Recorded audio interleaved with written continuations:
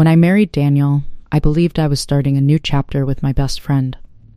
We bought a small home outside Charlotte, North Carolina, and talked about building a life filled with simple traditions. I imagined decorating our living room together, cooking Sunday dinners, and making decisions as partners. Instead, I slowly realized there was already someone else making those decisions. His mother. At first, I told myself it wasn't a big deal. She helped us choose furniture because she had better taste. She picked our curtains because she knew what lasted. She even rearranged my kitchen cabinets while I was at work because she said it made more sense. Daniel laughed every time. She's just trying to help. Those 5 words became the soundtrack of my marriage. Whenever I felt uncomfortable, I explained it calmly. I'd like us to decide these things together.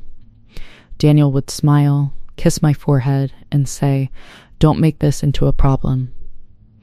So I stopped bringing it up, but the boundaries kept disappearing. His mother had a key to our house. She came over without calling.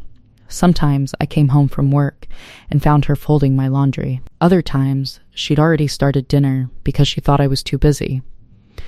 Everyone around us called her generous. Only I knew what it felt like to have no privacy. One Saturday morning, I woke up to voices downstairs. I looked at the clock. 7:30. I walked into the kitchen wearing pajamas and froze. His mother was serving pancakes. Daniel was drinking coffee. Neither of them seemed surprised to see me. "Oh, good," she said cheerfully. "You're awake." I forced a smile. "When did you get here?" "Oh, around 6. 6, she had entered my home before sunrise. I looked at Daniel, hoping he'd finally understand why this wasn't normal. Instead, he shrugged. I gave her the alarm code last week. No conversation, no warning, no respect. That evening, I sat beside him on the couch. "I need us to talk." He muted the television. "I don't want anyone coming into our home without asking first." He sighed before I even finished. "Emily, she's my mother." "I know. Then why are we having this conversation again?" "Because this is our home." He rubbed his forehead. "I think you're reading too much into everything." I wasn't asking him to choose between us. I wasn't asking him to stop loving his mother. I was asking for one simple boundary. A phone call before visiting. That was all. Instead, I became the difficult wife. Weeks passed. Nothing changed. If anything, it became worse. His mother started inviting relatives to our house without asking me. I'd walk in after work and find cousins sitting in my living room. Sometimes she'd say, "I knew you wouldn't mind." The truth was, nobody ever asked if I minded. One afternoon, I came home early because I wasn't feeling well. I unlocked the front door. Then I stopped. Painters were inside my dining room. They were changing the wall color. I stared in disbelief. His mother walked out carrying paint samples. "There you are," she smiled. I thought this room needed something brighter. I could barely speak. "Who hired them?" "I did." "This is my house." "Our family's house," she corrected gently. That evening, I waited for Daniel to come home. I expected anger, confusion, anything. Instead, he looked at the freshly painted walls and smiled. "It actually looks nice." I felt something inside me grow very quiet. Not anger, not sadness. Acceptance. I finally understood something. I wasn't fighting against his mother. I was fighting against a marriage where my voice simply didn't matter. That night, I couldn't sleep. I wasn't planning revenge. I wasn't thinking about divorce. I was asking myself one question. If no one respected my boundaries, why was I still abandoning them myself? The next morning, while Daniel left for work, I opened my laptop. I searched for short-term apartment rentals. For the first time in years, I wasn't trying to change someone else. I was wondering what it would feel like to choose myself. 3 days later, after signing a lease without telling anyone, I stood in our bedroom, holding a single cardboard box. Then I heard the front door open much earlier than expected. Daniel's voice echoed through the house. "Emily, why are all these boxes here?" I stood quietly, holding the tape dispenser in my hand. Daniel looked around the bedroom. There were only a few boxes. My clothes, some books, family photos that belonged to me. Nothing dramatic, nothing rushed. He looked confused more than angry. "What's going on?" I took a slow breath. "I'm moving into an apartment." He laughed nervously. "Very funny. I'm serious." The smile disappeared from his face. "What do you mean you're serious?" "I signed a lease." His eyes widened. "You didn't tell me." I nodded.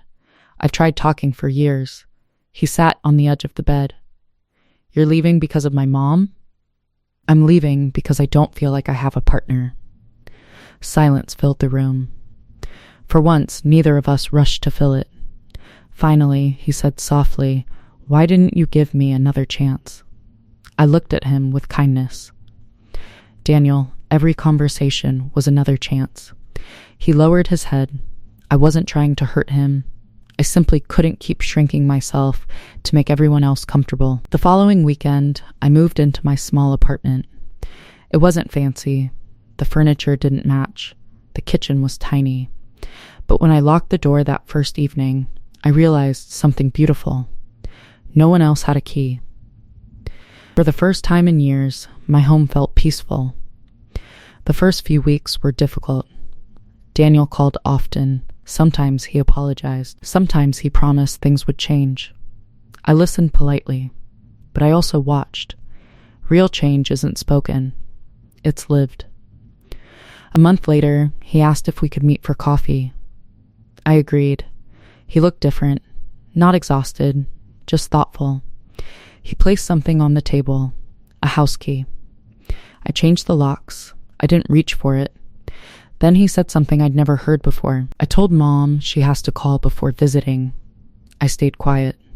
He continued. "She wasn't happy. I imagine she wasn't.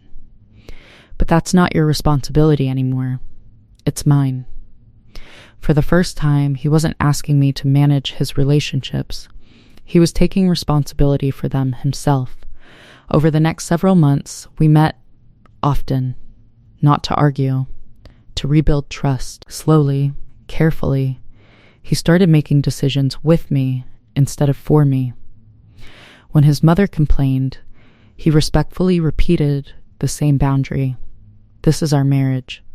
We'll let you know when we're available."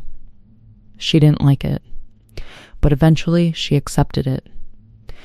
Because boundaries aren't about controlling other people. They're about teaching people how to respect you. Almost a year after I moved out, I walked back into our home. Not because I had been convinced, because I had finally seen consistent change. The painted dining room was still there. We laughed about it. "It reminds me how much I almost lost," Daniel admitted. I smiled. "It reminds me how important my voice is." Our marriage didn't survive because I stayed silent. It survived because I finally stopped sacrificing my self-respect to keep the peace. Sometimes love isn't found in speaking louder. Sometimes it's found in quietly refusing to disappear. The strongest boundary I ever set wasn't against my mother-in-law. It was the moment I chose to believe that my feelings deserved a place in my own home. That decision changed everything. If this story touched you, please comment and subscribe. I have one question for you. Have you ever had to set a difficult boundary with someone you loved? Let me know your answer below.